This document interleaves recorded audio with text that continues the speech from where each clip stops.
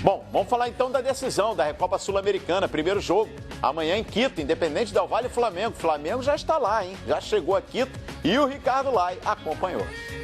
Depois da conquista da Supercopa, os rubro-negros permaneceram em Brasília. Treinaram pela manhã e à tarde embarcaram para o Equador. A delegação chegou a Quito com 25 jogadores, sem Gabigol suspenso e Léo Pereira lesionado. Nesta terça-feira tem entrevista coletiva pela manhã e treino à tarde no CT da seleção equatoriana. Se o time titular do Flamengo tem 4 partidas no ano e um título conquistado, o Independiente Del Valle fez apenas um jogo e venceu no campeonato local. O campeão da Copa Sul-Americana é um dos adversários do rubro-negro no Grupo A da Libertadores da América. Mas os próximos 2 confrontos valem um título inédito, o da Recopa Sul-Americana. A imprensa de Quito destaca a presença do time equatoriano numa terceira final sul-americana e trata o Independiente Del Valle como Mata Gigantes, por ter eliminado recentemente clubes como o Corinthians, River Plate e Boca Juniors. A altitude de 2.800 metros não é uma novidade para os jogadores que estiveram em Quito no ano passado com Abel Braga, na derrota para a LDU, e na vitória contra o San José em Oruro, na Bolívia, a 3.700 metros. A altura será, sim, apresentada para Jorge Jesus. E vamos tentar recuperar a equipa num ambiente que eu não conheço bem, não é? A altitude, mas nós temos... O Flamengo não ganha só porque tem um time dentro do campo com muita qualidade. O Flamengo ganha porque tem toda uma estrutura e essa estrutura faz parte também a direção, jogadores e toda, quando digo jogadores, digo toda a estrutura do futebol. E depois tem uma nação atrás que ainda empurra e ainda ajuda mais que os êxitos esportivos sejam mais fáceis. Tá aí, portanto, o Flamengo se preparando aí para esse primeiro duelo contra o Independente Del Valle, sem o Léo Pereira, que não está inscrito na Recopa, e sem o Gabigol, que vai cumprir a suspensão pela expulsão contra o River Plate, lá no Peru.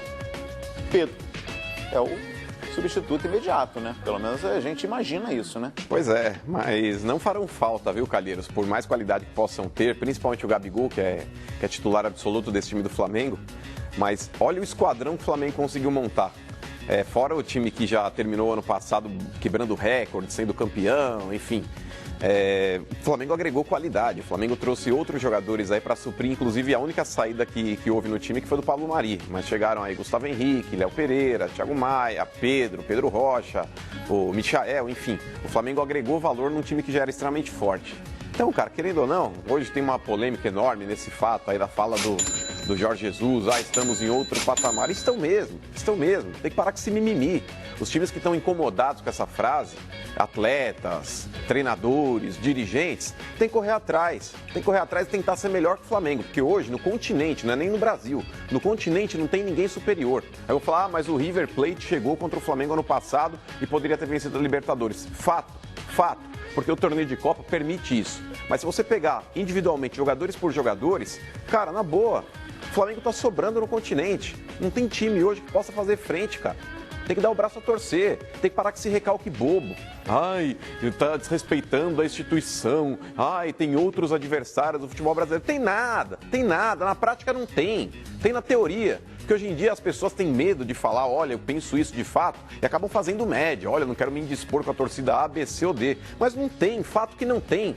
Hoje não tem time no futebol sul-americano que possa fazer frente ao Flamengo. Fato. A verdade é que, às vezes eu fico analisando, fico pensando, eu acho que nós aqui, de uma forma geral, que faz o futebol dia a dia, a gente ainda não se acostumou com essa cultura do papo reto, da opinião. Pois é, cara. Porque, sabe, eu vou trazer um exemplo aqui. Eu fui fazer Você lembra quando o Shakhtar Donetsk fez a pré-temporada aqui no Brasil, né? Uhum. Eu fui fazer a entrevista coletiva do Michel Luchescu, que nem é mais técnico do Shakhtar, né? Está na Rússia agora, enfim.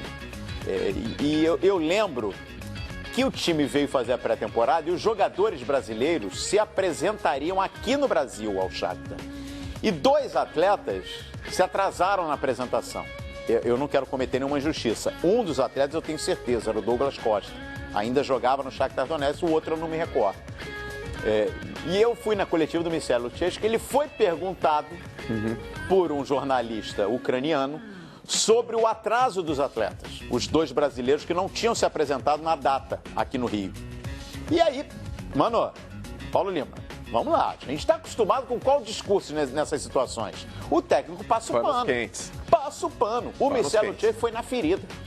Olha, inaceitável. Eu considero inaceitável. Estou esperando os atletas chegarem para eu ter uma conversa com eles, porque é um desrespeito com a instituição, é um desrespeito com os companheiros deles, que viajaram, que se apresentaram e estão aqui treinando no sol e no calor. E eles que estão aqui não têm o direito de se atrasar se não apresentarem uma justificativa plausível. Exato. Mas eu vou conversar com eles sim. Sim, e vou cobrar. Quer dizer, aquilo causou um impacto aos jornalistas brasileiros. Porque para os outros é mais do mesmo. É opinião, sabe? Que é natural, né? O jogador matar a bola. Posicionamento. Quantas bolas o diante de um Edilson fato. tinha? Exatamente. Exatamente. Então aqui às vezes a gente, e nem estou entrando no mérito aqui se eu concordo, se eu discordo com o tom, com o discurso do Jorge Jesus, mas a gente tem que parar de ficar aqui de mimimi, como você usou na expressão, quando alguém tem uma opinião. Lógico. E vai direto no ponto, doa quem doer. E nesse aspecto, o Jorge Jesus está corretíssimo. A gente não acha legal quando o Renato vai para o microfone e rende um monte na coletiva? E entre tantas pérolas, já soltou até que o Grêmio estava dando aula de futebol, que o Fluminense ia brincar no Campeonato Brasileiro. Ele não disse que era melhor que o Cristiano Ronaldo? Por que agora que o Jorge Jesus fala que o Flamengo tem outro patamar, a gente fica como se tivesse falado uma coisa de outro mundo? Pois é. É o mimimi, né? Pois é. É curioso. Mas o Flamengo está um degrau. Eu acho que está na cultura deles na Europa, Paulo Lima. Eles não fogem do assunto. Perguntou, tá aí a resposta. E o Flamengo está 1 degrau, 2 degraus acima, realmente. Isso aí não tem a menor dúvida. Hoje é uma equipe imbatível, claro, imbatível dentro de um contexto ponderado, né, de confrontos. Evidente que, como ele falou, né, é claro que as derrotas podem acontecer, os resultados adversos também, mas o Flamengo hoje é um time muito forte, muito competente, muito bem dirigido, muito fortalecido pelas contratações, por tudo que o Flamengo fez nos últimos anos e principalmente na temporada passada e com os reforços que conquistou esse ano. É difícil imaginar o Flamengo fora das decisões, isso sim, isso é difícil. E olha, aí a gente está mostrando, ó, o Flamengo se preparando, né, para esse primeiro duelo contra o Independente Del Valle. Treinou, né? Esse aí se eu não me engano, é a Academia Militar, lá em Brasília, do Corpo de Bombeiros, onde a seleção brasileira treinou também durante a Copa do Mundo. O Flamengo treinou ontem em Brasília, é lá mesmo. Estive lá com a seleção, é lá mesmo. E o Flamengo treinou ontem em Brasília e embarcou para o Equador, como mostramos agora há pouco, né? O desembarque com o Ricardo Lai, lá em Quito. E tem um vídeo muito bacana, viu? Depois da conquista lá em Brasília, tem um vídeo de bastidores do Flamengo que é sensacional. Bom, olha só o que disse o Jorge Jesus naquela corrente no vestiário após a conquista da Supercopa do Brasil. Se liga no detalhe. Vamos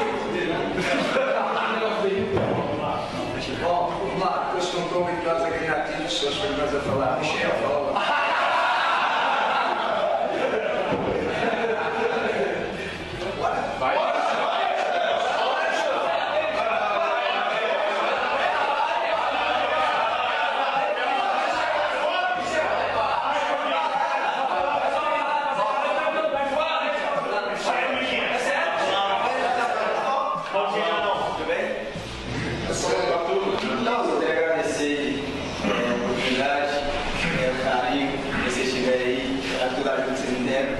Ainda tenho muito que aprender com vocês. Eu espero que eu possa aprender o mais rápido possível e que Deus possa me abençoar e fazer mais isso aqui.